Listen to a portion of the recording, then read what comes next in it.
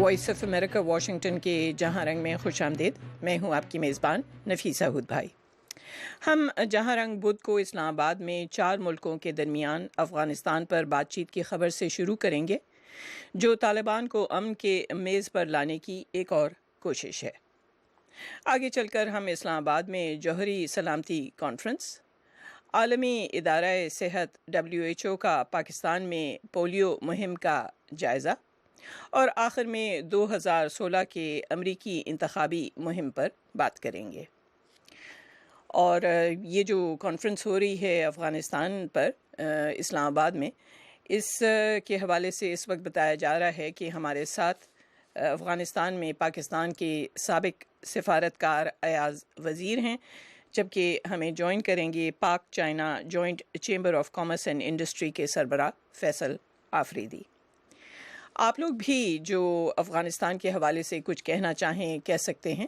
ہمارے مفت کال کرنے کا نمبر ہے 0800-777890 0800-777-89.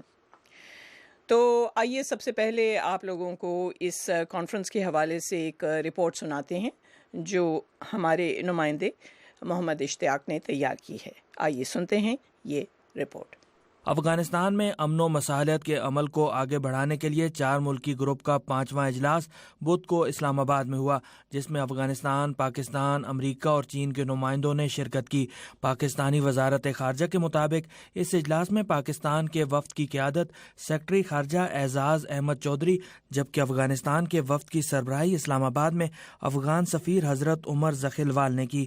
پاکستان اور افغانستان کے لیے امریکی نمائندہ خصوصی رچرڈ اولسن اور افغانستان کے لیے چین کے خصوصی ایلچی ڈینگ شی جن اس اجلاس میں اپنے اپنے ممالک کے وفود کے ساتھ شریک ہوئے.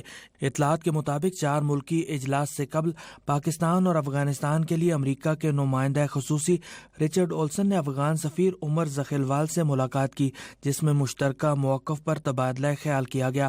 خیال کیا جاتا ہے کہ طالبان کے خلاف طاقت کے استعمال کے موقف پر افغانستان کو امریکہ کی حمایت حاصل ہے، جبکہ چین پاکستان کے اس موقف کا حامی ہے کہ عسکری کارروائی مسئلے کا حل نہیں. افغان امور پر نظر رکھنے والے سینئر صحافی رحیم اللہ یوسفزئی نے وائس آف امریکہ سے گفتگو میں کہا کہ افغانستان میں امن کا حصول آسان کام نہیں. یہ مسئلہ اتنا پرانا ہے، اتنا پیچیدہ ہے، اس میں اتنے ہاتھ ہیں، حکومتیں ہیں، پھر نان اسٹیٹ ایکٹرز ہیں. یہ آسان مسئلہ نہیں ہے، اور اگر کسی کو یہ امید تھی، توقع تھی کہ جلدی مسئلہ حل ہو جائے گا، میرے خیال میں یہ شاید ان کی خوش فہمی تھی. آپ دیکھیں یہ 4 اجلاس پہلے ہوئے اور یہ 3 مہینے کے بعد 5واں اجلاس ہو رہا ہے.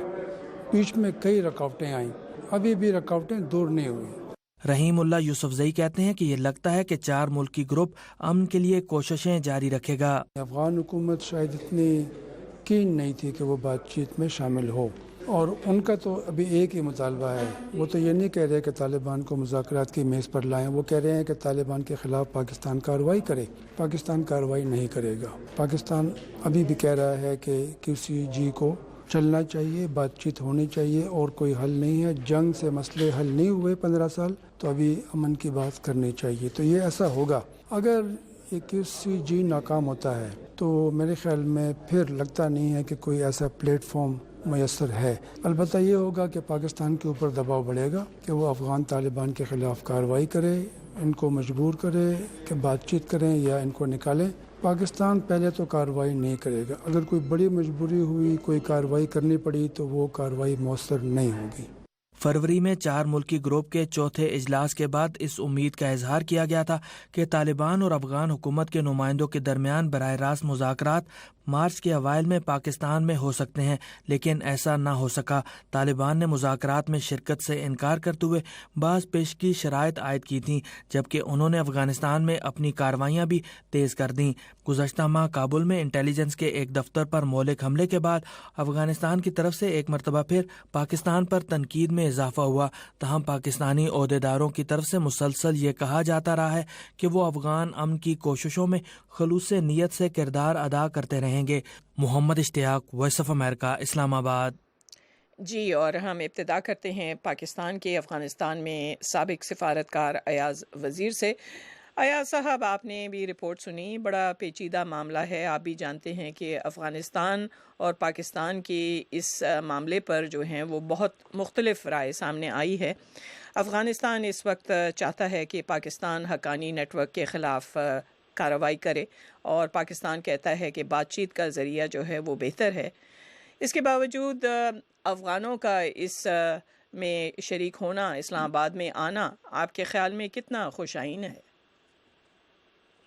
لیکن میں تو اس میٹنگ کے اعلامیے کو دیکھ کے بہت ہی خوش ہوا ہوں کہ انہوں نے کہا ہے کہ اس مسئلے کا حل سیاسی بات چیت کے ذریعے ہی ہے، ورنہ مجھے تو اس سے پہلے یہ خیال تھا کہ شاید اس طرح اتفاق نہ ہو سکے، کیونکہ کابل انسیڈنٹ کے بعد ڈاکٹر اشرف غنی صاحب کا بھی بہت سخت موقف آیا ہے، اور کل افغان ایمبیسڈر اسلام آباد میں جو ہے لاخلوال صاحب، ان کی انٹرویو جو وائس آف امریکہ اور پھر بی بی سی کو دیے، اس سے بھی یہ تاثر ملتا تھا کہ شاید اس میٹنگ میں وہ ان نکات پر زور کریں گے جو پہلے شاید اگری ہوئے تھے کہ اگر طالبان بات چیت کے ذریعے حل نہیں کرنا چاہتے، جنگ کرنا چاہتے ہیں،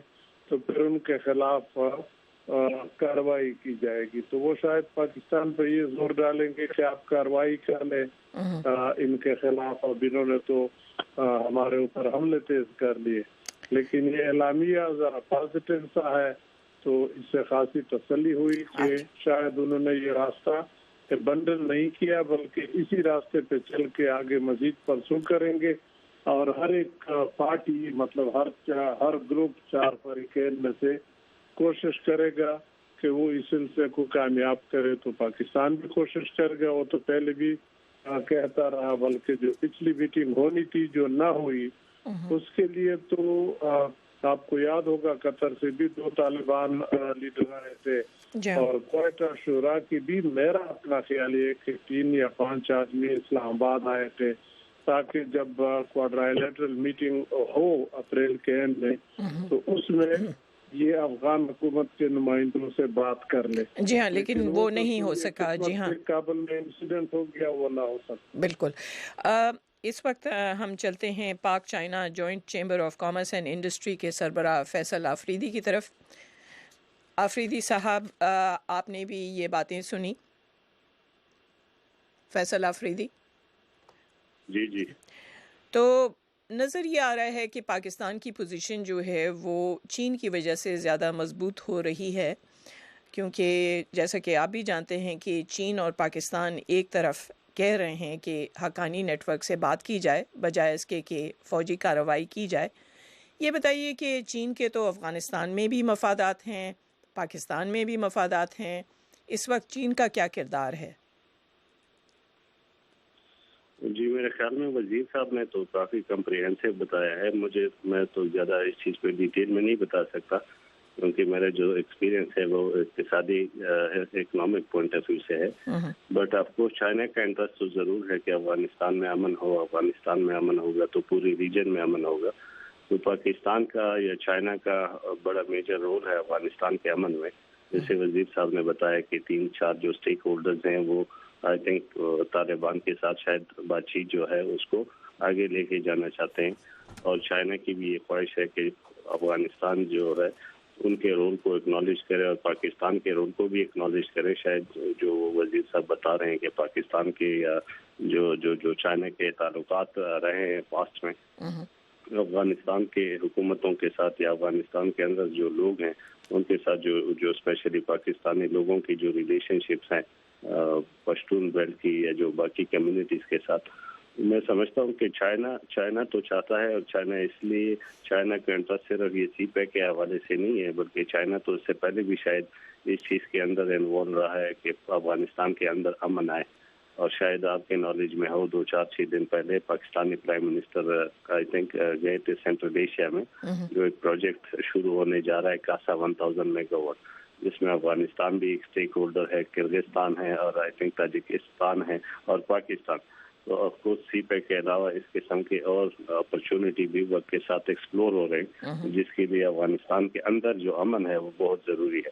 مگر سی پیک سے آف کورس نہ صرف پاکستان کو فائدہ ہوگا بلکہ افغانستان، بلکہ پورے ریجن کو فائدہ ہوگا، ایون پوری دنیا کو انشاءاللہ اس کا فائدہ ہوگا. تو چائنا کا انٹرسٹ اس لیے شاید اور بھی زیادہ ہے کمپیئر ٹو پاسٹ. آج کے حالات کے مطابق کہ افغانستان کے اندر جو امن ہے وہ ضروری ہے، اور اس میں طالبان شاید ایک میجر اسٹیک ہولڈر ہیں جس کو شاید پوری دنیا ریکگنائز کرتی ہے. طالبان اگر بات چیت کے لیے آمادہ ہوگی، جو بھی ان کے کنسرن ہے آپ کو وہ ڈائلاگ سے ہی حل ہو سکتے ہیں. میں تو امید کرتا ہوں کہ چائنا پاکستان کو میجر رول پلے کرنا چاہیے افغانستان کے اندر. یہ جو بھی مسٹرسٹ ہے پاکستان کے حوالے سے یا شاید ہماری جو گورنمنٹس ہیں ان کے حوالے سے، وہ ڈائلاگ سے ہی حل ہوگا. اور میں تو خود ایک پشتون آدمی ہوں، اور میں نے اپنی لائف میں پچھلے 30-40 سال میں ہم نے دیکھا ہے اپنے علاقے میں پشاور میں یا ٹرائبل ایریا میں کہ ہم نے تو بڑا سیکریفائس کیا افغانستان کے لیے، بلکہ ہم نے تو اپنی جو ریسورسز تھی وہ انکم ریسورس تھا یا لینڈ ریسورس تھا یا جاب اپرچونٹیز تھی. پچھلے 30 سال سے جو 30 لاکھ 40 لاکھ افغان پاکستان میں رہ رہا ہے، اسپیشلی پشاور میں یا KPK میں رہتا تھا اور رہتا ہے، ان کے ساتھ ہم نے اپنے ریسورسز شیئر کیے ہیں.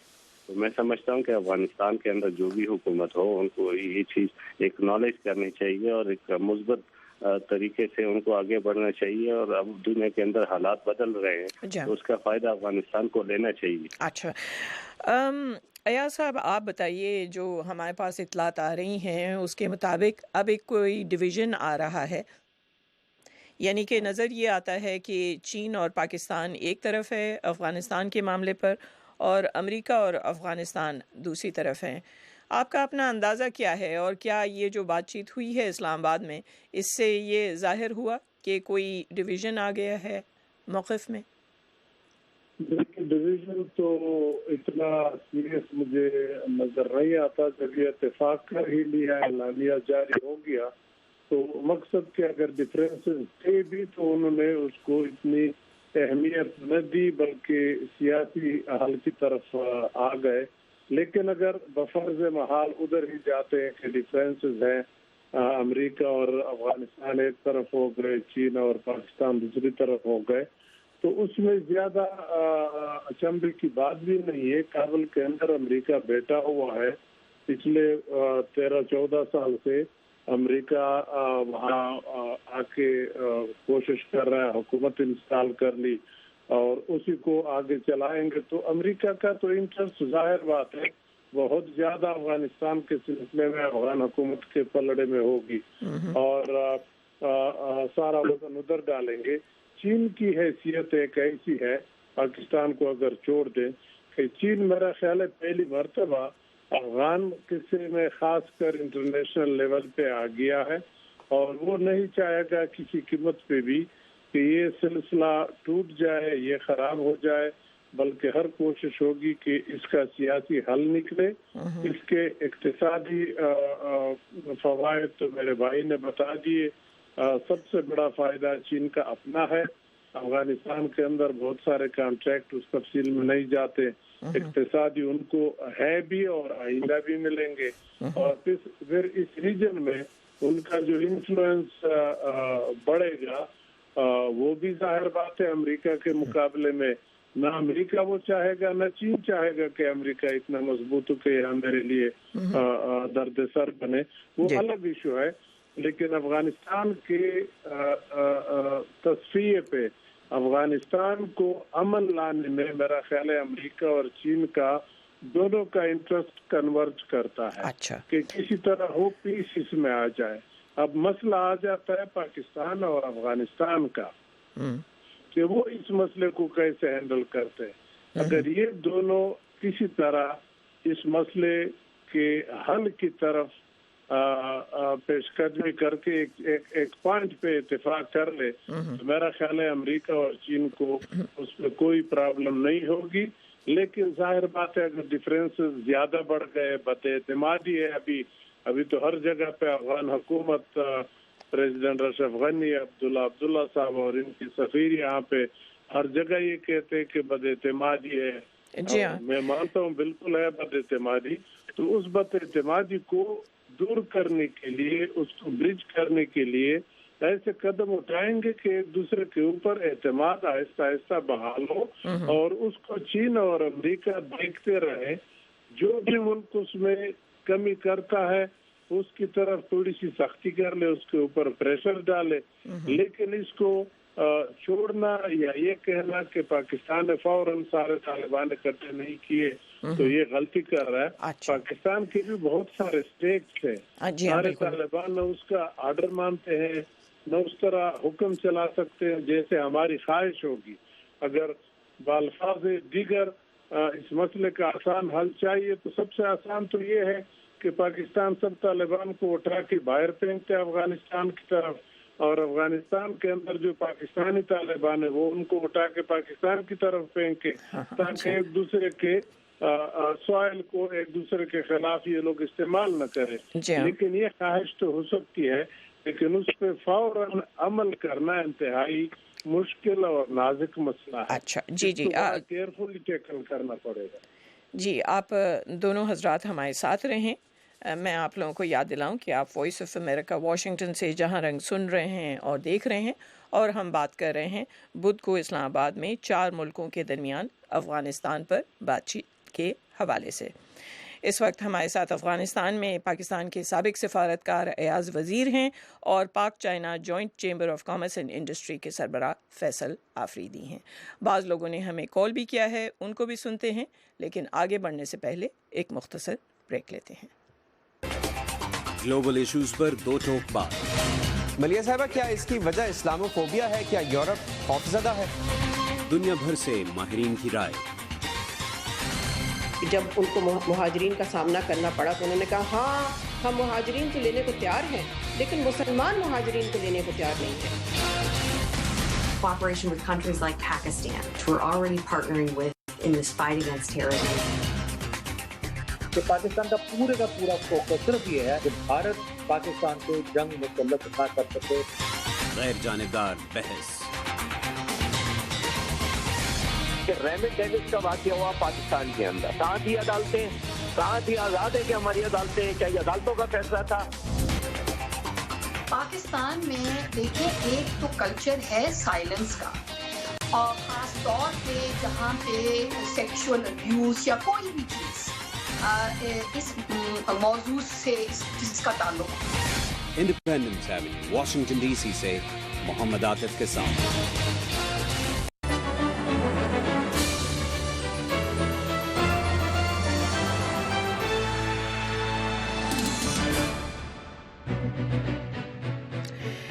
جی کالرز کو لیتے ہیں، بہت مختصر بات کیجئے کیونکہ ہمارے پاس وقت کم ہوتا ہے۔ خان اکبر آفریدی نے کال کیا ہے کوہاٹ سے۔ جی السلام علیکم۔ وعلیکم السلام۔ جہاں تک 4 ملکی گروپ کا افغانستان کے بارے میں تعلق ہے، یقیناً ان کے کندھوں پہ بہت بڑا بوجھ ہے، لیکن جہاں تک افغانستان کا رویہ پاکستان کے بارے میں منفی ہے وہ بھی ناقابل قبول ہے۔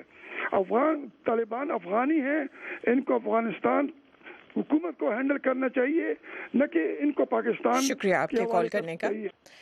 اور ہمیں کال کیا ہے چترال سے محمد شفیع نے۔ السلام علیکم، میں محمد شفیع چترال بونی سے بات کروں۔ نفیسہ بہن میرا کاٹیے کہ نہیں، گزارش یہ ہے کہ مذاکرات کس کے کہنے پہ شروع کیا گیا، کیونکہ طالبان جو ہے سرے سے مذاکرات کے خلاف ہے۔ پاکستان یہ کہتا ہے کہ ملا فضل اللہ کو ہمارے حوالے کرو، افغانستان یہ کہتا ہے کہ حقائقی نیٹ ورک کے خلاف کارروائی ہونا چاہیے، تو افغانستان کا یہ کہنا ہے کہ وہاں تک ہماری رسائی نہیں ہے۔ شکریہ آپ کی بات سن لی۔ راولپنڈی چلتے ہیں جہاں سے رب نواز کچھ کہنا چاہتے ہیں۔ رب نواز۔ جی السلام علیکم سر۔ وعلیکم السلام۔ ہلو جی کہیے۔ میں عرض یہ کرنا چاہتا ہوں کہ طالبان کو کسی نے کہا تھا کشتی کرنی ہے تو اس نے کہا زندگی میں اور کیا گیا ہے، تو امریکہ بہادر نے زندگی میں کیا کیا ہے، ادھر آگ لگائی ادھر آگ لگائی، پھر دوسروں کو کہتا ہے اب تم اس کو جو ہے آگ وہ بجھاؤ۔ جی آپ کی لائن ٹھیک نہیں ہے، بہرحال شکریہ آپ کی کال کرنے کا۔ ایاز صاحب یہ بتائیے، کیونکہ اب ہم عنقریب جائیں گے، ہمارے ساتھ ہوں گے امریکہ سے ایک سیاسی تجزیہ کار، لیکن آپ بتائیے کہ یہ 2016 جو ہے وہ کس حد تک اہم ہے افغانستان میں حل ڈھونڈنے کے لیے، کیونکہ آپ جانتے ہیں کہ صدر باراک اوباما کا یہ آخری سال ہے، اور اتنے سال جو امریکہ وہاں رہا ہے، ظاہر ہے کوئی تصفیہ کرنا چاہتا ہے۔ تو یہ بتائیے، یہ جو بات چیت ہو رہی ہے اسلام آباد میں، وہ کس حد تک اہم ہے اینڈ گیم کے لیے؟ بہت ہی زیادہ اہم ہے۔ جیسے آپ نے کہا، ایک تو امریکہ میں صدر صاحب چینج ہو جائیں گے، اگلے سال نئے صدر صاحب ہوں گے، اور ہمارے ہاں بھی آرمی چیف کا ٹینیور سال کے اینڈ پہ ختم ہو جائے گا، نیا آرمی چیف آئے گا۔ تو یہ دونوں اہم تبدیلیاں ہیں جو ہو جائیں گی، اور پھر ہم بھی الیکشن کے ذرا مزید قریب آ جائیں گے۔ 18 میں ہمارے نیشنل الیکشن ہو جائیں گے۔ ادھر افغانستان میں بھی حالات کوئی پولیٹیکلی زیادہ سٹیبل نہیں ہے۔ عبداللہ صاحب کو، جو کہ لوئے جرگا نے انڈورس کرنا تھا 2 سال کے اندر تاکہ اس کی ٹائٹل کو پرائم منسٹر کہا جا سکے لیگلی، تو وہ لویا جرگا بھی نہ ہو سکا، اور جان کے صاحب کو آنا پڑا اور اس کو کہنا پڑا کہ یہ 2 سال نہیں 5 سال کے لیے ہے۔ تو اس کی بھی ایک تھوڑی سی پوزیشن زیادہ میں سمجھتا ہوں سیاسی طور پہ مستحکم نہیں ہے۔ تو یہ عوامل ایسے ہے کہ اس کے مستحکم کرنے کے لیے یا اس کے مد نظر اس مسئلے کو اگر جلدی حل کیا جائے تو بہتر ہوگا، ورنہ پھر پلیئر نئے آ جائیں گے۔ نئے صدر صاحب امریکہ کی کیا رخ پالیسی اختیار کریں گے، ٹوٹل چینج تو ظاہر بات ہے نہیں ہوگا، لیکن اس کے اندر تھوڑی سی چینج بھی یہاں کے لیے بہت بڑی ہوگی۔ اسی طرح ہمارے ہاں جو آرمی چیف صاحب بدلیں گے، نئے آدمی کا کیا سوچ ہوگا، کیا انداز ہوگا۔ تو میں سمجھتا ہوں 2016 واقعی بہت ہی اہم سال ہے افغانستان کے اس قضیے کو حل کرنے کے لیے، اور پھر افغانستان کتنی دیر تک اسی طرح چل سکتا ہے اقتصادی طور پہ۔ ابھی بھی اگر ویسٹ سے ہاتھ اٹھا لے تو میرا خیال تو نہیں ہے کہ وہ خود اس قابل ہوں گے کہ 1 مہینے بھی اپنے فورسز کو تنخواہیں دے سکے۔ تو یہ بیسک چیزیں ہیں جن کو سمجھنا چاہیے، اور ان کو صرف فورسز کو تنخواہ نہیں دینی ہے، باقی ڈیولپمنٹل کام بھی کرنے ہیں، حکومت بھی اور محکمے وہ بھی کام کرنے ہوں گے۔ تو ان سب چیزوں کو اگر ہم نے دیکھنا ہے تو پھر اس مسئلے کو حل کرنے کے لیے افغان حکومت کو بھی کچھ سالڈ بیان دینے چاہیے کہ طالبان کو یہ باور ہو، یہ اطمینان ہو کہ اگر ہم نے ان کے ساتھ ریکنسیلیشن کرنی ہے تو ہمیں بھی کوئی باعزت طریقے سے انہوں نے ہینڈل کرنا ہے یا جوائن کرنا ہے، نہ کہ صرف یہ کہے کہ جی آ جائے ہمیں جوائن کر لیں۔ اگر جوائن کرنا ہوتا تو شاید امریکہ کو کر لیتے، نیٹو کو کر لیتے جب وہ موجود تھے۔ جی ایاز صاحب، ہمیں یہاں ایتھیکا کالج نیو یارک سے جوائن کیا ہے ایک جرنلزم کے پروفیسر رضا رومی نے۔ آپ جانتے ہیں پاکستان میں بھی یہ کالمنسٹ رہے ہیں، ان کا بھی ایک نقطہ نظر سنتے ہیں اور اس کے بعد اس سیگمنٹ کو وائنڈ اپ کرتے ہیں۔ آپ لوگ جو کوئی سوال کرنا چاہیں، یہ تینوں حضرات ہمارے ساتھ ہیں۔ ایاز وزیر ہیں جو افغانستان میں سفارتکار رہے ہیں، فیصل آفریدی ہیں جو پاک China joint chamber of commerce and industry کے سربراہ ہیں، اور رضا رومی کی طرف جاتے ہیں۔ رضا رومی، آپ بھی جانتے ہیں کہ اس وقت جو میٹنگ ہو رہی ہے اسلام آباد میں، بتایا یہ جا رہا ہے کہ امریکہ اور چین کے مختلف جو ہیں وہ انٹرسٹ ہیں اس وقت خطے میں، اور شاید اس وقت امریکہ زیادہ افغانستان کے قریب ہے، چین زیادہ تر پاکستان کی طرفداری کر رہا ہے افغانستان کے معاملے پر۔ آپ کیا دیکھ رہے ہیں کہ کوئی ڈویژن ہے، اور اگر ہے تو کس کی طرف لے کے جا رہا ہے؟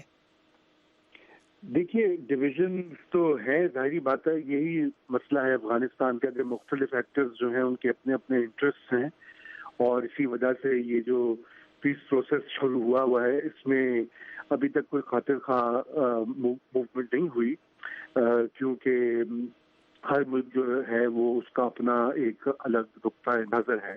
مگر بنیادی طور پہ دیکھنے کی یہ بات ہے کہ چین اور امریکہ کے چاہے جتنے بھی مختلف انٹرسٹ کیوں نہ ہو، وہ دونوں بڑی جو پاورز ہیں وہ افغانستان میں اسٹیبلٹی چاہتی ہیں. چین کا اپنی معاشی جو ہے مفادات ہیں جس کی اور افغانستان اور سینٹرل ایشیا سے میں وہ چاہتے ہیں کہ ایک طرح سے ایک اسٹیبل ریجن قائم ہو، اور امریکہ کا بھی یہی ہے کہ وہ وہاں سے ان کی فوجوں کا تو انخلا کافی حد تک ہو گیا ہوا ہے. جب تک وہ نکلیں تو افغانستان دوبارہ خانہ جنگی کی صورتحال میں نہ جائے. اب سوال یہ ہے کہ اس میں کلیدی کردار جو ہے وہ پاکستان کا ہی ہے، کیونکہ پاکستان کے چین سے تو بہترین تعلقات ہیں، اور وہ کچھ اس طرح کی میڈیشن اور فیسیلیٹیشن کرے کہ جس سے کہ جو سب سے اہم گول ہے اس پورے پیس پروسیس کا کہ افغانستان میں دوبارہ خانہ جنگی کی صورتحال نہ بنے، یہ ایک بنیادی گول ہے. اور اب دیکھنا یہ پڑے گا کہ کس حد تک یہ سب ممالک اس میں کامیاب ہوتے ہیں. آفریدی صاحب، آپ ہمیں بتا سکتے ہیں، آپ پاک China joint chamber of commerce and industry کے سربراہ ہیں. ہمارے پاس جو اطلاعات ہیں اس کے مطابق چین کے بہت بڑے بڑے پروجیکٹس ہیں جو کہ وہ افغانستان میں قائم کرنا چاہتا ہے اور وہاں کوئی رستوں کا ایک نیٹ ورک بچھانا چاہتا ہے. کیا یہ جو ہے اس وقت ان کے لیے کوئی بات چیت چل رہی ہے؟ کیونکہ ہم بھی جانتے ہیں کہ طالبان انسرجنسی اس قدر تیز رہی ہے کہ یہ ممکن نہیں تھا، لیکن یہ منصوبہ ابھی تک ہے ان کے لیے زیر غور؟ جی، چائنا تو آف کورس افغانستان میں کئی سالوں سے شاید کام کر رہا ہے اور کافی بڑے پروجیکٹ ہیں ان کے. اور یہ جو میں نے کاسا پروجیکٹ کے اوپر بھی بات کی آپ سے، آئی تھنک دیکھیں جو چائنا کا ایک صوبہ ہے سنکیونگ جو پاکستان کے ساتھ ملتا ہے، وہاں پہ مسلمان لوگ آباد ہیں اور وہاں پہ بجلی ڈیمانڈ سے زیادہ ہے. اگر چائنا چاہتا تو شاید پاکستان کو روکتا کہ آپ کاسا کا جو پروجیکٹ ہے اس کو نہ کریں. میرا خیال ہے کہ چائنا چاہتا ہے کہ افغانستان میں امن اور ترقی ہو، تو وہ تو پاکستان کو بھی انکریج کر رہا ہے کہ آپ ایسے کام کریں جس میں افغانستان کا فائدہ ہو، اس ریجن کا فائدہ ہو. تو چائنا کا آف کورس انٹرسٹ ضرور ہے کہ افغانستان کے اندر امن ہو، نہ صرف ان کے اکنامک پوائنٹ آف ویو سے بلکہ ان کے تو بارڈر ہیں افغانستان کے ساتھ، اور ان کے سنکیانگ میں مسئلے تھے اور شاید ان کو آج بھی یہ تھریٹ نظر آتا ہے کہ اگر وہاں پہ امن نہیں ہوگا تو ان کے لیے مسائل بڑھ سکتے ہیں. جس کے لیے جیسے وزیر صاحب نے کہا کہ پہلے تو یہ حالات نہیں تھے، اس میں صرف 3 پارٹیز تھی جس میں امریکہ تھا، پاکستان تھا یا افغانستان تھا. بس چائنا کے آنے کے بعد جو ہے کانفیڈنس لیول جو ہے افغانستان کے اندر بڑھ رہا ہے اور پاکستان میں بھی بڑھ رہا ہے اور شاید پوری دنیا میں بڑھ رہا ہے. اور یہ طالبان کے لیے یا افغانستان کے لیے یا افغانستان کے لوگوں کے لیے میں سمجھتا ہوں کہ ایک اپرچونٹی ہے کہ ایک چھوٹی پارٹی اسٹیک ہولڈر انوالو ہو گئی ہے جس کا شاید دنیا کے اندر اسٹیک جو ہے امریکہ کے اگر برابر نہیں ہے تو امریکہ سے کم بھی نہیں ہے. تو میں سمجھتا ہوں کہ امریکہ کو اور پوری دنیا کو چائنا کے اوپر شاید کچھ اور ذمہ داریاں بڑھانی چاہیے افغانستان کے اندر، وہ اکنامک ہو یا پولیٹیکل ہو یا سوشل ہو. اور جیسے وزیر صاحب نے کہا کہ افغانستان کے اندر باقی اقتصادی حالات جو ہے وہ بڑے خراب ہیں، ان کے پاس تو کوئی اور انکم ہے ہی نہیں کسی چیز کا. اور شاید پشاور کے بارے میں آپ کو پتا ہو کہ ہمارے جو لوگ ہیں ان کو پرابلمز ہیں افغانستان سے یا طالبان سے، وہاں سے باقاعدہ فون آتے ہیں رینسم کے اور لوگوں سے پیسہ لیا جاتا ہے، جس پہ شاید پاکستانی حکومت اور ہماری جو فوج ہے ان کے بھی بڑے کنسرن ہیں کہ ہم چاہتے ہیں کہ آپ کے ملک میں امن ہو اور ہم اس میں ایک میجر رول پلے کرنا چاہتے ہیں. مگر اس کے لیے یہ جو وزیر صاحب نے کہا یا جو رومی صاحب کہہ رہے ہیں، یہ جو ٹرسٹ ڈیولپمنٹ ہے اس کو یہ ایک بڑا ایشو ہے، اور یہ تو پچھلے 40 سال سے ہم نے بھی اپنے لائف میں دیکھا ہے. اور ابھی اگر امریکہ کے جو ہم پاکستان میں دیکھتے ہیں کہ نو ڈاؤٹ امریکہ ایک بہت بڑا سپر پاور ہے، مگر امریکہ کے اندر اپنے بھی کچھ اکنامک مسائل ہیں، مڈل ایسٹ میں مسائل ہیں. تو امریکہ کو تو چائنا کو زیادہ میرے خیال میں پش کرنا چاہیے کہ چائنا جو ہے بڑا کمپریہنسو رول پلے کرے افغانستان کے اندر. اور میں سمجھتا ہوں کہ وہ اشرف غنی صاحب ہو یا عبداللہ ہو یا طالبان ہو یا کوئی اور آدمی ہو جو افغانستان کے اندر ہیں، ان کو compare to other countries China کے اوپر شاید ان کا ٹرسٹ زیادہ ڈیولپ زیادہ ہوگا، کیونکہ ان کو پتا ہے یہ ہمارا نیبر ہے. تو اگر کوئی بھی مسئلہ آتا ہوگا یا آ سکتا ہے تو آف کورس یہ ایشو وہ ایزلی ہینڈل کر سکتے ہیں. کچھ چیزیں شاید ان کے جی. تو میں سمجھتا ہوں کہ हमें मतलब ब्रॉड वे में सारी चीज़ों को सोचना चाहिए। जैसे मैंने कासा की बात की, अगर चाइना का इंटरेस्ट इतना होता कि उन्होंने अपने प्रोजेक्ट लगाने हैं वो कोल के माइंस के, मेरे ख्याल में चाइना इतना नहीं सोच रहा। चाइना इससे कई गुना ज़्यादा सोच रहा है। और कासा प्रोजेक्ट में, कासा जो प्रोजेक्ट है जिसमें पाकिस्तान के लिए भी एक रिस्क होगा, क्योंकि ये सारे पैसे तो किसी ने लैंड करने हैं। लेट्स से 10-12 बिलियन डॉलर का प्रोजेक्ट है, जिसमें वर्ल्ड बैंक भी होगा, बाकी डोनर भी होंगे। अब वो प्रोजेक्ट 1 साल 2 साल या 5 साल खुदा ना खास्ता अगर डिले होता है तो पाकिस्तान का उसमें एक मेजर स्टेक है इस फाइनेंसिंग के अंदर, तो अल्टीमेटली उसका नुकसान भी पाकिस्तान को होगा। तो पाकिस्तान को तो ये चीज़ पता है कि अगर ये प्रोजेक्ट डिले होगा तो मुझे फाइनेंशियली या कोलेटरल मेरे इतने डैमेजेस और लॉसेस होंगे, मगर उसके बावजूद भी पाकिस्तान ये सोच रहा है कि नहीं, हमने अफगानिस्तान के साथ खड़ा होना है। तो एक तो होती है बातें, आई थिंक पाकिस्तान मेरे ख्याल में एक लेवल आगे जाने जा रहा है कि वो प्रैक्टिकली इन्वॉल्व होना चाहता है कि ये जो कासा प्रोजेक्ट है उसका फायदा सिर्फ पाकिस्तान को नहीं होगा, क्योंकि 300 मेगावाट का जो पोर्शन है वो अफगानिस्तान को होगा, तो अफगानिस्तान के लोगों के हालात और इक्तिसादी हालात उससे बेहतर होंगे। अच्छा, बहुत शुक्रिया। क्योंकि इस सेगमेंट को हम यहाँ ख़त्म करते हैं। रज़ा रूमी, आप हमारे साथ रहें, लेकिन हमारे साथ थे अफ़गानिस्तान में पाकिस्तान के साबिक सिफारतकार अयाज़ वज़ीर और पाक China joint chamber of commerce and industry के सरबराह फैसल आफरीदी। बहुत शुक्रिया और खुदा हाफिज। इसके बाद एक ब्रेक लेते हैं।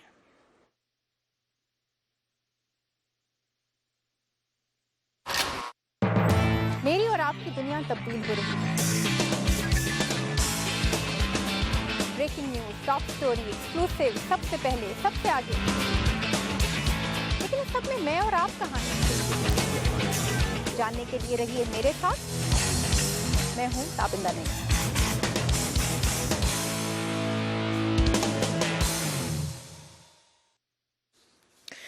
जी, हम अपने अगले मौजू की तरफ आते हैं और मौजू है पाक अमेरिका सिक्योरिटी स्ट्रेटेजिक एक मीटिंग जो कि आज इस्लामाबाद में हुई। इस सिलसिले में हम आपको सबसे पहले एक मुख्तसर सी रिपोर्ट सुनाना चाहते हैं। पेश कर रही हैं इशरत सलीम। अमेरिका और पाकिस्तान ने वसी पैमाने पर तबाही फैलाने वाले हथियारों और उनकी तरसील के निज़ाम की रियासती और गैर रियासती अनासिर तक रसाई को रोकने के लिए अपने अज़्म का अयादा किया है। दोनों मुमालिक ने जौहरी हथियारों के फैलाव को रोकने से मुतल्लिक अक़वाम मुत्तहिदा की करारदाद 1540 पर अमल करने के अज़्म का भी इजहार किया। पाकिस्तान के दफ्तर खारजा की तरफ से मंगल को जारी होने वाले एक बयान के मुताबिक पाकिस्तान के सेक्रेटरी खारजा एजाज अहमद चौधरी और अमरीका के महकमा खारजा के आर्म्ड कंट्रोल और बैनुल अक़वामी सिक्योरिटी की मुआविन सेक्रेटरी रोज गोटे मिलर ने इस्लामाबाद में पाक अमरीका सिक्योरिटी स्ट्रेटेजिक इस्तेहकाम और जौहरी अदम फैलाव के वर्किंग ग्रुप के 8वें इजलास की मुश्तरका सदारत की। ये इजलास अमरीका और पाकिस्तान के दरमियान तवीलुल मुद्दत शराकतदारी के स्ट्रेटेजिक डायलॉग का हिस्सा है। पाकिस्तानी वफ्द ने export control तंजीमों, खसूसन nuclear suppliers group और मिसाइल टेक्नोलॉजी कंट्रोल तंजीम का मुकम्मल रुकन बनने के लिए अपनी अहलियत के बारे में मुकम्मल एतमाद का इजहार किया। अमरीकी वफ्द ने भी इस सिलसिले में पाकिस्तान की गैर मामूली कोशिशों का एतराफ़ किया। जौहरी पॉलिसी के माहिर डॉक्टर A.H. नैयर ने वॉइस ऑफ अमेरिका से गुफ्तगू में कहा कि न्यूक्लियर सप्लायर्स ग्रुप का हिस्सा बनना पाकिस्तान की अव्वलीन तरजीह है, क्योंकि भारत को अमरीका के साथ जौहरी मुआहदे के बायस जौहरी टेक्नोलॉजी और मवाद की तिजारत में कई इस्तिस्ना हासिल हैं, जिससे न सिर्फ इसे कानूनी तौर पर जौहरी ताकत तस्लीम किया गया है बल्कि इसके रुतबे में भी इजाफा हुआ है और साथ ही साथ उसको यूएन सिक्योरिटी काउंसिल में एक परमानेंट सीट देने की बात की जा रही है। अब ये चीजें जो है वो पाकिस्तान को सियासी तौर पे बहुत बड़े डिसएडवांटेज में डाल देती हैं। तो पाकिस्तान की सबसे पहली कोशिश जो है वो तो यही है कि खुद पाकिस्तान को ये तमाम पोजीशन मिल जाए। वो इतनी आसानी से नहीं मिलने वाली, क्योंकि जो ठप्पा लगा सन 2002 में AQ खान नेटवर्क की प्रोलिफरेशन की वजह से उसको अमेरिका के बहुत से हल्के और खास तौर पे इंडियन लॉबी उसको बहुत इस्तेमाल करती है और पाकिस्तान के खिलाफ वो एक सबसे इम्पोर्टेंट हथियार है। आलमी सतह पर पाकिस्तान के जौहरी असासों के दहशतगर्दों के हाथ लगने के बारे में भी खासी तशवीश का इजहार किया जा चुका है। ताहम डॉक्टर A.H. नैयर का कहना था कि अमरीकी ओहदेदार कई मरतबा पाकिस्तान की जौहरी तनसीबात के तहफ़्फ़ुज़ के लिए किए गए इक़दामात के बारे में इत्मीनान का इजहार कर चुके हैं। اس اجلاس کا ایک اور اہم موضوع جوہری ہتھیاروں میں استعمال ہونے والے مواد کی تخفیف کا معاہدہ تھا، جس پر دونوں ممالک کے درمیان اختلاف برقرار رہا۔ امریکہ نے اجلاس میں جوہری مواد سے متعلق معاہدے فزائل مٹیریل کٹ آف ٹریٹی پر مذاکرات شروع کرنے کی ضرورت کا ذکر کیا، مگر پاکستان کا کہنا تھا کہ وہ جوہری مواد سے متعلق ایک وسیع تر معاہدے کی حمایت کرتا ہے جو ہتھیاروں کے موجودہ ذخیروں میں فرق کا بھی احاطہ کرے۔ ڈاکٹر نیّر نے کہا کہ پاکستان اس موقف کا پہلے بھی اظہار کر چکا ہے اور امریکہ کو اس پر کوئی تعجب نہیں ہوا۔ پاکستان کا کہنا تھا کہ اس کا موقف اس کے قومی سلامتی کے مفادات اور جنوبی ایشیا میں اسٹریٹجک استحکام کے مقاصد کے عین مطابق ہے۔ اجلاس میں امریکی وفد نے اپنے جوہری ہتھیاروں میں تخفیف اور مزید جوہری دھماکے نہ کرنے کے اپنے عزم کا اعادہ کیا۔ پاکستان نے بھی ایک مرتبہ پھر اپنا یہ مستقل موقف دہرایا کہ علاقے میں وہ جوہری تجربات کرنے میں پہل نہیں کرے گا۔ عشرت سلیم، وائس آف امریکہ، اسلام آباد۔ جی، ہم رضا رومی سے باتوں کا سلسلہ جاری رکھتے ہیں۔ رضا رومی، یہ بتائیے کہ یہ آپ نے رپورٹ بھی سنی، اس میں کہا گیا کہ پاکستان کوئی وسیع تر معاہدہ نہیں کرنا چاہتا ہے جوہری معاملے پر، اس سے کیا مراد ہے؟ دیکھیے، اس سے مراد تو دو تین ہے، جیسے کہ ڈاکٹر نیّر کی ہم نے رپورٹ میں بات سنی ہے کہ پاکستان میں جو 2002 کے واقعات ہیں اس کی وجہ سے امریکہ میں اور انٹرنیشنل کمیونٹی میں بہت تشویش ہے، کیونکہ جو سیل ہے وہ ڈاکٹر قدیر خان کے نیٹ ورک کی طرف سے اس کی جو ہے ابھی تک بات دشت ہمیں سنائی دیتی ہے اور اس چیز کو استعمال بھی کیا جاتا ہے پاکستان کے ساتھ کسی طرح کے مزید سویلین نیوکلیئر ڈیل کے اوپر بات چیت کرنے کے لیے۔ دوسرا مسئلہ جو ہے وہ ٹیکٹیکل ویپنز کا ہے، کیونکہ یہ رپورٹس بھی گردش کر رہی ہیں عالمی میڈیا میں، اور کہ پاکستان جو ہے اس نے ہندوستان کے کولڈ اسٹارٹ کے ڈاکٹرن کے ریئیکشن میں ٹیکٹیکل ویپنز جو ہیں ان کو تیار کیا ہے، اور یہ ٹیکٹیکل ویپنز جو ہیں یہ چھوٹے ویپنز ہیں، اور انہی کا جو تشخیص ہے ایک اور ہے کہ اگر یہ کسی کے ہاتھ لگ گئے تو یہ اس سے تو مزید ایک عالمی کانفلکٹ یہاں نیوکلیئر جنگ کا خطرہ بڑھ سکتا ہے۔ پاکستان نے ابھی تک تو بہت ہی سخت قسم کی جو ہے کمانڈ اینڈ کنٹرول سسٹمز رکھے ہوئے ہیں، اور جو پاکستان کی نیوکلیئر سیکٹری جو ہے اس کے بہت سارے ممالک اس کا اعتراف بھی کر چکے ہیں، مگر یہ اب ایک یوں سمجھیے کہ یہ ایک سیاسی مسئلہ زیادہ ہے اور تکنیکی مسئلہ کم ہے۔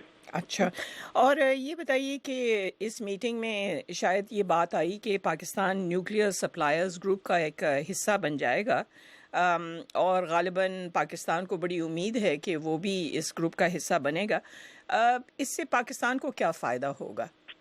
دیکھیے، نیوکلیئر سپلائرز گروپ کا حصہ بننے سے پاکستان کو ایک تو جو پاکستان کا جو دفاعی آبجیکٹو ہے وہ یہ ہے کہ انڈیا کے ساتھ جو پیرٹی ہے نیوکلیئر معاملے میں وہ قائم ہو جائے، کیونکہ ہندوستان کو تو اب تسلیم کیا جا چکا ہے وہ ان کے ساتھ جو نیوکلیئر ڈیل کی وجہ سے کہ وہ ایک نیوکلیئر پاور ہے۔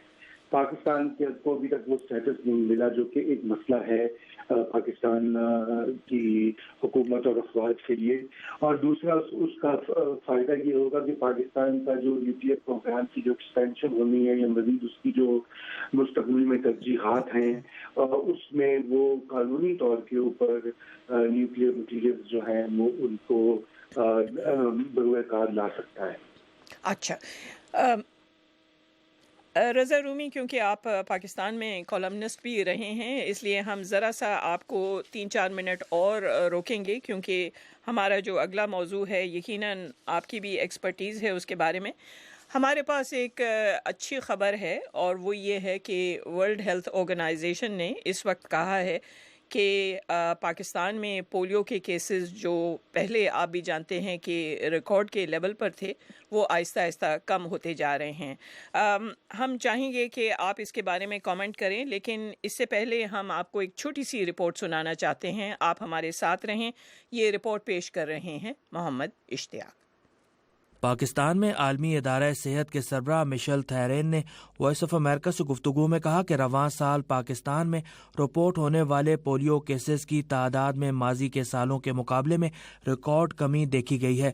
اسی بنیاد پر انہوں نے اس امید کا اظہار بھی کیا کہ آئندہ چند ماہ میں انسانی جسم کو اپاہج کر دینے والے پولیو وائرس پر پاکستان میں قابو پایا جا سکتا ہے۔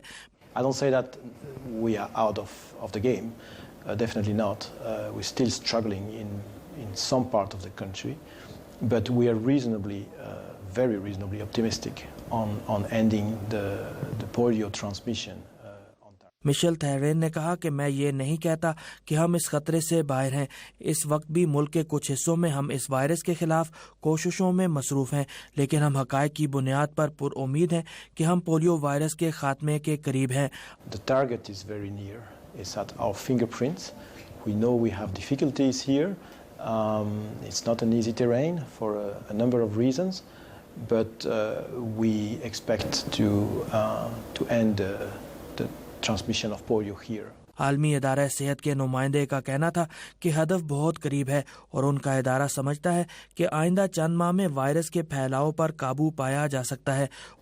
Well, the issues that we had in the past, security, access, the operational complexity we were facing, or the resources engaged, the game is very different now.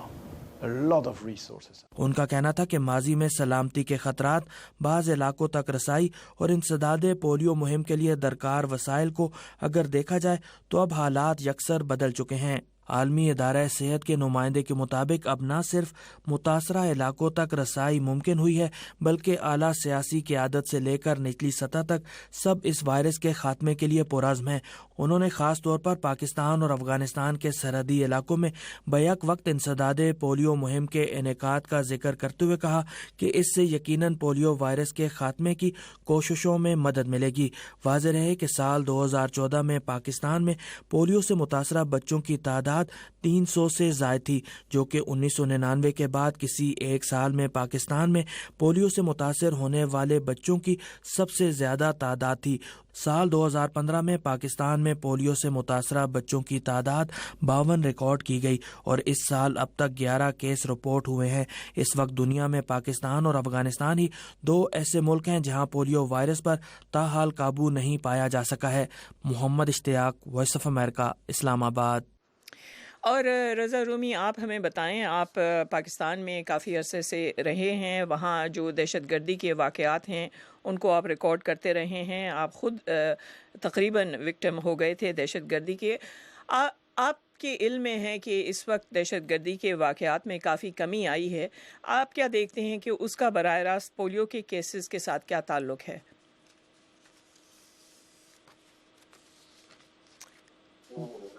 جی تو دہشت گردی اور پولیو کے کیسز کے آپس میں کیا تعلقات ہیں؟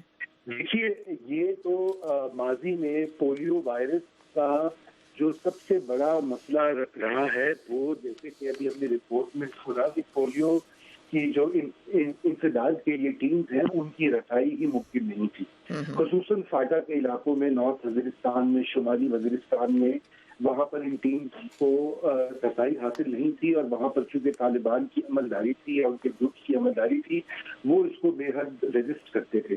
اگر آپ کو یاد ہو تو امریکہ کے حوالے سے اسامہ بن لادن کی ہنٹ کے دوران کچھ ایسی جعلی قسم کی کیمپینز کا بھی اجرا کیا گیا تھا، جس کی وجہ سے جو ہے طالبان پولیو کو ایک طرح سے مغربی سازش یا امریکہ کی سازش گردانتے تھے اور پولیو ورکرز کو بہیمانہ طور پر قتل کرتے رہے ہیں۔ ابھی بھی حال میں بھی کراچی میں اور اس طرح کے بڑے شہروں میں بھی اس طرح کے واقعات ہوئے ہیں جہاں پہ پولیو کی ٹیموں پر حملے کیے گئے ہیں، اور درجنوں کی تعداد میں پاکستان کے بہادر جو ہیں ہیلتھ ورکر، وہ انہوں نے اپنی جانیں قربان کی ہیں اس کام میں۔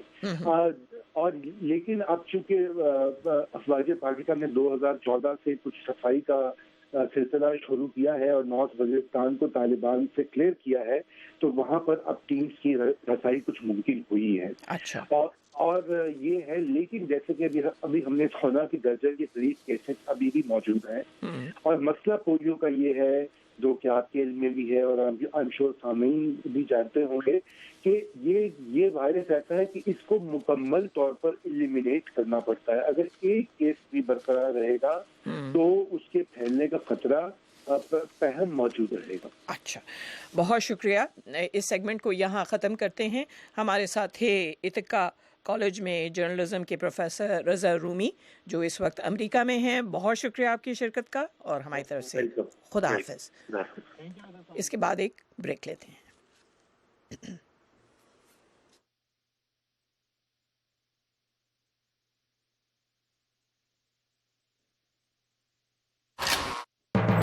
میری اور آپ کی دنیا تبدیل ہو رہی ہے. Breaking news, top story, exclusive, سب سے پہلے، سب سے آگے. لیکن اس سب میں میں اور آپ کہاں ہیں؟ جاننے کے لیے رہیے میرے ساتھ. میں ہوں تابندہ نہیں.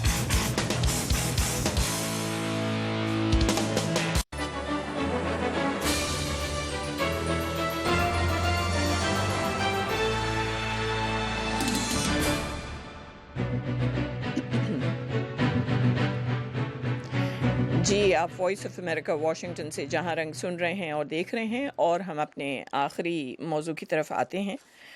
اور موضوع ہے یہاں 2016 کے انتخابات. جیسے کہ آپ لوگ جانتے ہیں کہ یہاں کئی پرائمریز اور کوکسز ہوئے ہیں جس میں ڈیموکریٹک اور ریپبلکن پارٹی کے امیدوار جو ہیں ان کو منتخب کرنے کے لیے اس وقت کافی سلسلہ آگے بڑھ چکا ہے. آپ لوگوں کو بتاتے چلیں کہ کل اوریگون اور کینٹاکی میں پرائمری انتخابات ہوئے تھے. اس سلسلے میں اس وقت ہمیں جوائن کیا ہے ملک ندیم عابد نے جو ڈیموکریٹک پارٹی سے وابستہ ہیں اور ہلری کلنٹن کے سپورٹر ہیں. اور عابد صاحب، آپ کو خوش آمدید. شکریہ. Thank you very much for taking me in your show. Thank you. تو یہ بتائیں کہ پہلے تو ہم سنتے تھے کہ ریپبلکن پارٹی کے اندر جو ہے وہ انتشار ہے، لیکن اب جیسے جیسے وقت گزرتا ہے تو ہم یہ سن رہے ہیں کہ ڈیموکریٹس بھی آپس میں لڑنے لگے ہیں. مثال کے طور پہ نیواڈا کے حوالے سے ہم نے جو خبریں سنی اس میں آپ کیونکہ ہلری کلنٹن کے حامی ہیں تو کلنٹن کے لوگ کہتے ہیں کہ برنی سینڈرز کے لوگ جو ہیں ایک طرح سے ان کے خلاف ہو گئے ہیں اور غالباً نواڈا میں کچھ کرسیاں بھی پھینکی گئیں آپ لوگوں کی پارٹی کی طرف. یہ کیا ماجرا تھا؟ دیکھیں، پہلی بات تو یہ، میں اس وقت جو آپ سے بات کروں گا میں بڑی فیئر اور بیلنس بات کروں گا، صرف ہلری کلنٹن کے سپورٹر کی حیثیت سے نہیں، ایک سٹانچ ہارڈ کور ڈیموکریٹ کی حیثیت سے.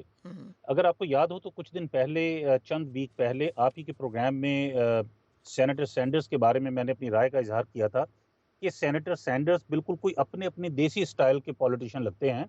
ایک تو ان کے نعرے بالکل پاکستانی انڈین سٹائل کے ہیں، روٹی کپڑا اور مکان، جو ذوالفقار علی بھٹو صاحب نے نعرہ لگایا تھا. دوسرا، اب ان کا اپنے ڈیلیگیٹس کو ایک ایک کر کے ہارنے میں، لوز کرنے میں پرائمریز کے بعد، ان کا سٹائل بھی ٹپیکل دیسی سٹائل ہے. اب وہ ناراضگی کا اظہار بھی کر رہے ہیں. ابھی دیکھیے گا وہ الیکشن کی یا پرائمریز کی رپ آف کرنے کا بھی وہ کریں گے، بلیم لگائیں گے کہ اس میں دھاندلی بھی ہوئی ہے. اور یہ بھی کوئی پتہ نہیں کہ عمران خان کی طرح وہ دھرنا بھی دے دیں اس میں جو ڈیموکریٹک کنونشن ہوگا. دیکھیے، جہاں تک کرسیاں پھینکنے کا جو تعلق ہے اور جھگڑا کرنے کا تعلق ہے، یہ بہت ہی تکلیف دہ امر ہے. اور یہ ہلری کلنٹن کے کسی سپورٹر نے نہیں کیا. یہ کرتا وہ ہے جو ہار رہا ہوتا ہے، جس کے پاس لاجیکلی بات کرنے کو نہیں رہتی تو وہ طاقت کا استعمال کرتا ہے. میرا خیال ہے کہ ہمیں پالیٹکس میں اس طرح کا کوئی ایکشن نہیں دکھانا چاہیے جس سے ہم اپنے ووٹر کے سامنے اور اپنے کانسٹیچوئنٹس کے سامنے شرمندہ ہوں کہ ہم پڑھے لکھے اور ڈیموکریٹک پروسیس کو فالو کرنے والے لوگوں کی بجائے ہم طاقت کے استعمال کو فروغ دے رہے ہیں. میرا خیال ہے نواڈا میں سینیٹر برنی سینڈر کے جو حامی ہیں انہوں نے ہارتے دیکھ کے کوئی تھوڑی سی زیادتی کی، اور میرا خیال ہے اس کے بعد اس سے بڑی زیادتی یہ ہوئی ہے کہ سینیٹر برنی سینڈر نے ابھی تک اس واقعے کو کنڈیم نہیں کیا. میرے خیال میں یہ کہ بہت تکلیف دہ امر ہے اور یہ ہماری ڈیموکریٹک پروسیس کا ایک سیاہ باب ہے. جی، ہم جانتے ہیں کہ معاملہ خاصا پیچیدہ ہے. اس کے لیے ہمارے ساتھ اس وقت برنی سینڈرز کے حامی علی اکبر مرزا لائن پر ہیں. اور مرزا صاحب، آپ کو بھی خوش آمدید. شکریہ. تو آپ کے کینڈیڈیٹ پر جو ہے الزام لگایا جا رہا ہے کہ وہ وہاں ادھم مچا رہے ہیں اور کیونکہ ہار رہے ہیں اس لیے اس وقت ہلری کلنٹن کے حامیوں پر حملے کر رہے ہیں. کل ہم نے دیکھا اوریگون اور کینٹاکی میں کیا ہوا. بہرکیف ہلری جو ہیں وہ بہت ہی چھوٹے مارجن سے جیتی ہیں کینٹاکی سے. اوریگون سے تو آپ کا جو امیدوار ہے وہ جیت گیا. لیکن یہ بتائیں کہ جس طرح کے جو اس وقت الزامات لگائے جا رہے ہیں ہلری کلنٹن کے کیمپ کی طرف سے, اس کا آپ کیا جواب دینا چاہیں گے؟ پہلی بات تو یہ ہے کہ حقائق جو ہیں وہ الزامات کے مقابلے میں زیادہ زور سے سامنے نظر آتے ہیں اور زیادہ صاف و شفاف نظر آتے ہیں. کل کے الیکشن سے یہ بالکل ظاہر ہے کہ کون جیت رہا ہے اور کون ہار رہا ہے. اوریگن میں برنی سینڈرز جیت گئے اور کینٹکی میں ہلری کلنٹن کے لیے یہ جیتنے کے باوجود بھی ایک بہت بڑی شکست ہے, اس لیے کہ 2008 میں کنٹکی انہوں نے براک اوباما کے مقابلے میں, جبکہ کنٹکی میں بلیک پاپولیشن بھی ہے, بلیک ووٹرز کی ایک اچھی تعداد موجود ہے کئی کاؤنٹیز میں, اس کے باوجود براک اوباما کے مقابلے میں انہوں نے 2008 میں کنٹکی کی پرائمری 60% سے زیادہ ووٹ لے کر جیتی تھی. اور کل جو ہے وہ صرف بڑی مشکل سے گرتے پڑتے فنش لائن تک وہ پہنچ پائی ہیں. یہ حقائق خود واضح کرتے ہیں کہ کون جیت رہا ہے اور کون ہار رہا ہے. لیکن مرزا صاحب یہ تو مرزا صاحب آپ تسلیم تو کریں گے. مرزا صاحب ایک منٹ میری بات سنیں. اور اس وجہ سے ہوا کہ مرزا صاحب آپ ایک بات تو تسلیم کریں گے کہ ہلری کلنٹن کے پاس کئی ملین ووٹس زیادہ ہیں برنی سینڈرز کے مقابلے میں. دیکھیں اس میں جو چیز سامنے ہے وہ یہ ہے کہ ان ووٹس میں صرف پرائمریز کو کاؤنٹ کیا جا رہا ہے اور جو کاکسس ہوئے ہیں ان کو کاؤنٹ نہیں کیا گیا اس نمبر میں جو آپ بتا رہی ہیں. دوسری چیز یہ ہے کہ امریکہ میں جو پولیٹیکل سسٹم ہے آپ کو اس کو فالو کرنا پڑے گا. پولیٹیکل سسٹم جو ہے وہ ڈیلیگیٹس اور جب جنرل الیکشن ہوتا ہے تو اس میں الیکٹرل ووٹ پہ بنیاد پہ ہوتا ہے, چاہے پاپولر ووٹ کسی طرف بھی جائے. تو لہٰذا ایک اچھی بات ہوتی ہے کہ پاپولر ووٹ زیادہ کینڈیڈیٹ جیتنے والا کینڈیڈیٹ حاصل کرے, لیکن یہ کہ وہ کرائٹیریا نہیں ہے. لہٰذا اگر وہ کرائٹیریا ہی نہیں ہے تو اس پہ بات کرنا میرے خیال سے مناسب نہیں ہے. جو کرائٹیریا ہے اس پہ بات کریں. پلیج ڈیلیگیٹس کی بات کریں اس وقت, اور جہاں تک پلیج ڈیلیگیٹ کا تعلق ہے اس میں اب برنی سینڈرز اور ہلری کلنٹن کے درمیان صرف 274 ڈیلیگیٹس کا ڈفرینس ہے. جہاں تک ہارنے جیتنے کی اور میں آپ کو بات بتاؤں کہ ابھی جو نئے پول آئے اس میں ہلری کلنٹن ٹرمپ کے مقابلے میں یا تو ہار نہیں ہے یا اتنی کلوز ریس ہے کہ وہ مارجن آف ایرر میں آتی ہے. اوہایو جیسی اسٹیٹ میں, اوہایو میں ٹرمپ جو ہے وہ ان کو 43% کے مقابلے میں 36% سے جیت رہا ہے ٹرمپ اوہایو میں. اسی لیے ہلری کلنٹن سوچ رہی ہیں کہ وہاں کے سینیٹر کو وائس پریزیڈنٹ کے طور پر لیا جائے اگر وہ ان کو نامنیشن ملے, تاکہ وہ اوہایو کو جیت سکے, ورنہ وہ اوہایو بھی ہار جائیں گی. تو یہ میں آپ کو بتاؤں کہ جہاں تک نواڈا کا تعلق ہے تو اس کا تعلق کسی کے برنی سینڈر کے ہارنے سے نہیں ہے. دیکھیے حامیوں میں کوئی ایک آدھ جوشیلا ہو گیا ہوگا جس نے سخت الفاظ وہاں کی نیو یارک جو نواڈا اسٹیٹ ڈیموکریٹک پارٹی ہے اس کی چیئر وومن کو کہہ دیے, لیکن کرسیاں پھینکنے والے واقعہ جو ہے وہ کہیں بھی ویڈیو میں نہیں آیا ہے. ویڈیو میں لوگوں کے نعرے بازی آئی ہے, لوگوں کا احتجاج آیا ہے, کیونکہ نواڈا میں اور دوسری جگہوں پہ کئی جگہوں پہ جتنی بےمانیاں کی گئی ہیں الیکشن سسٹم میں برنی سینڈرز کے خلاف, اس سے برنی سینڈرز کے حامی جو ہیں وہ تنگ آئے ہوئے ہیں. اچھا عابد صاحب, جس طرح سے کہا گیا آپ بھی جانتے ہیں کہ اس وقت کہا یہ جاتا ہے کہ برنی سینڈرز ڈونلڈ ٹرمپ کو شکست دے سکتے ہیں, اور کئی اس طرح کے پولز کیے گئے ہیں جس طرح سے علی اکبر مرزا نے بتایا. ایسے میں اگر آپ لوگ خواہش مند ہیں کہ ڈونلڈ ٹرمپ امریکہ کے صدر نہ بنے, تو کیا یہ ممکن ہے کہ آپ لوگ کسی یہ ایک قربانی سمجھ لیجئے یا جو بھی سمجھ لیجئے کہ کیونکہ بہت ساری ریاستوں نے برنی کو سپورٹ کیا ہے, تو آپ لوگ بھی ان کو آخرکار جو ہیں وہ ٹکٹ دیں ڈیموکریٹک پارٹی کا؟ دیکھیے پہلے تو میں اگر مجھے اجازت دیں تو میرے دوست مرزا صاحب کی بات کا میں جواب دوں گا. اگر آپ CNN دیکھیں تو صبح سے CNN کرسیاں چلانے والا واقعہ ویڈیو پہ دکھا رہے ہیں, اور صبح سے میں نے کم از کم 3-4 دفعہ یہ واقعہ دیکھا ہے CNN پہ.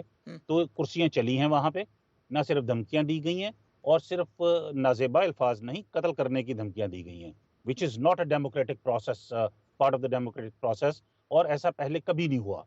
कुर्सियां भी चली, जो कि मैं समझता हूं कि ये एक तारीख बाब है। जहां तक ताल्लुक है डेलीगेट्स का, तो देखिए ये डेमोक्रेटिक प्रोसेस का हिस्सा है जो हम भी फॉलो कर रहे हैं, और इनको प्रोफेसर सैंडर्स और उनके हामियों को भी करना चाहिए। अगर प्रोफेसर साहब सेनेटर साहब अगर लीड लेते हैं, अगर रिक्वायर्ड 2383 डेलीगेट्स की हमायत वो ले लेते हैं, तो हम खुले दिल के साथ उनको अपना कैंडिडेट तस्लीम करेंगे। वरना उनको भी ये धांधली, धरना, नाराजगी, कुर्सियां, गाली गलौज, धमकियां, ये सियासत नहीं करनी चाहिए उन्हें भी। देखें, जहां तक ताल्लुक है ये पोल्स का, तो पोल्स तो बड़े बड़े इंटरेस्टिंग और फनी स्टोरीज बताते हैं। पोल तो अभी कैलिफोर्निया के बारे में हमें ये बता रहे हैं कि कैलिफोर्निया में हिलरी क्लिंटन 60% और बर्नी सैंडर्स साहब तकरीबन 30% वोट लेंगे। तो उसकी बेस के ऊपर हम फैसला नहीं कर सकते जब तक कि 7 जून को एक्चुअली प्राइमरी हो ना जाए। जब प्राइमरी हो जाएगी, उसकी बेस पे अगर 68% या 69% डेलीगेट्स विन करने को कामयाब हो जाते हैं बर्नी सैंडर्स, तो उनका चांस है कि उनको नॉमिनेशन मिल सकती है। और अगर वो मिल जाती है उनको नॉमिनेशन, हम उनको खुले दिल से तस्लीम करेंगे। लेकिन दूसरी तरफ मैं ये भी चाहूंगा कि मिर्जा साहब की तरह के बर्नी सैंडर के दूसरे हमायती और बर्नी सैंडर्स साहब खुद भी खुले दिल से हकायक को और नताइज को तस्लीम करें। इस वक्त 2291 डेलीगेट्स हैं हिलरी क्लिंटन के पास, and she is only 92 delegates away. तो मेरा ख्याल है कि हमें अच्छे दिल के साथ और फेयरनेस के साथ हकायक को और रिजल्ट्स को तस्लीम करना चाहिए। बिल्कुल। मिर्ज़ा साहब, आप भी जानते हैं कि जो जमहूरियत की खूबसूरती है वो ये है कि जो अवाम का फैसला होगा वही माना जाएगा। ये बताएं कि वो नहीं हुई, और दूसरे ये कि मुस्तकिल इलेक्शंस में डिबेट के स्केड्यूल से लेकर हर चीज में, और इवन न्यूयॉर्क में भी हर जगह रिगिंग के इतनी चीजें सामने आई हैं, और हर जगह जो है ये डेबी शुल्ट्ज वाइसमैन, जिन्होंने डेमोक्रेटिक पार्टी की चेयरवुमन बनने के बाद कोई इलेक्शन नहीं जीता, बल्कि डेमोक्रेट्स ने कांग्रेस में पहले शिकस्त खाई, फिर सेनेट में शिकस्त खाई, गवर्नर्स में शिकस्त खाई, स्टेट असेंबलीज लूज की। इनकी क़यादत में तो डेमोक्रेटिक पार्टी शिकस्त के एक स्लिपरी स्लोप पे चली जा रही है। और मुझे डर है कि कहीं अगर इनकी इसी तरह की हरकतें जारी रहीं और ये पार्टी को यूनाइट करने में नाकाम रहीं, और इस तरह के इल्जामात हिलरी क्लिंटन के सपोर्टर्स लगाते रहे एज इफ कि बर्नी सैंडर्स ने कोई गुनाह किया है। भाई, millions of people are voting, millions of people are going to conventions and all that. अगर उसमें से किसी शख्स ने कोई गलत बात कह दी तो उसको बर्नी सैंडर्स ने ऑलरेडी कंडेम किया है। बर्नी सैंडर्स ने भी कंडेम किया, और बर्नी सैंडर्स के कैंपेन मैनेजर जेफ ने भी, वीवर ने भी कंडेम किया, और कई दफा किया है। लेकिन साथ साथ उन्होंने ये भी कहा है कि हमारी जेन्युइन शिकायतें हैं कि अगर आप रूल्स को वायलेट करेंगे सिर्फ इसलिए कि हिलरी क्लिंटन को आप जो है सपोर्ट कर रही है पूरी पार्टी इस्टेब्लिशमेंट, तो जाहिर बात है कि ये कोई भी बर्दाश्त नहीं करेगा, और ये this is against democracy and against democratic principles. Mirza साहब, हमारे पास सिर्फ 1 मिनट है, लेकिन आप बताएं, क्योंकि हमने बर्नी सैंडर्स को सुना कि वो किसी भी हाल में डोनाल्ड ट्रंप को नहीं आने देंगे। क्या वो एक तरह का वादा कर रहे हैं कि वो हिलरी क्लिंटन की हिमायत करेंगे अगर उनको प्लेज डेलीगेट्स नहीं मिलते? मेरे ख्याल से जो बर्नी सैंडर कह रहे हैं वो ये कह रहे हैं कि जनाब, मैं इलेक्शन कैंपेन में अगर उनको नॉमिनेशन नहीं मिला, पहली चीज तो वो ये कह रहे हैं कि मुझे नॉमिनेशन मिलेगा और मैं जीतने नहीं दूंगा ट्रंप को। पहली चीज उन्होंने ये कही है अपने इस बयान से। दूसरी चीज ये है कि फर्ज कर लें अगर इस तरह ना भी हुआ और उनको नॉमिनेशन नहीं मिला, तो वो मुल्क में कैंपेन करेंगे ताकि कांग्रेस के प्रोग्रेसिव कैंडिडेट्स कांग्रेस के लिए जो इलेक्शन लड़ रहे हैं, जैसे मैं न्यूयॉर्क स्टेट से इलेक्शन लड़ रहा हूँ डिस्ट्रिक्ट 5 से कांग्रेस के लिए, यूएस कांग्रेस के लिए, तो उन उम्मीदवारों की हिमायत करके और तमाम ये मेक श्योर करेंगे कि कांग्रेस और सेनेट में जितने डेमोक्रेटिक पार्टी के प्रोग्रेसिव लोग हैं, जो सिर्फ दिखाने के लिए democratic in name only, dino जिन्हें हम कहते हैं डेमोक्रेटिक इन नेम ओनली, उस तरह के लोग हैं, उनको नहीं बल्कि सही प्रोग्रेसिव डेमोक्रेट्स को जितवाएंगे। अच्छा जी, बहुत शुक्रिया। हमारे प्रोग्राम का वक्त खत्म हुआ। हमारे साथ थे डेमोक्रेटिक पार्टी के अली अकबर मिर्जा जो बर्नी सैंडर्स के हामी हैं, और उनके साथ थे मलिक नदीम आबिद जो हिलरी क्लिंटन के हामी हैं। बहुत शुक्रिया और खुदा हाफिज। इसके साथ ही जहां रंग को समेटते हैं, वॉइस ऑफ अमेरिका वाशिंगटन से मैं हूं नफीसा हुद भाई। सुनने का शुक्रिया और खुदा हाफिज। इस प्रोग्राम में जो नुक्ताए नजर पेश किए गए वो खालिसतन हमारे मेहमान शुराका के थे, और वो वॉइस ऑफ अमेरिका के मौक़िफ़ या अमरीकी हुकूमत की पॉलिसी की नुमाइंदगी नहीं करते।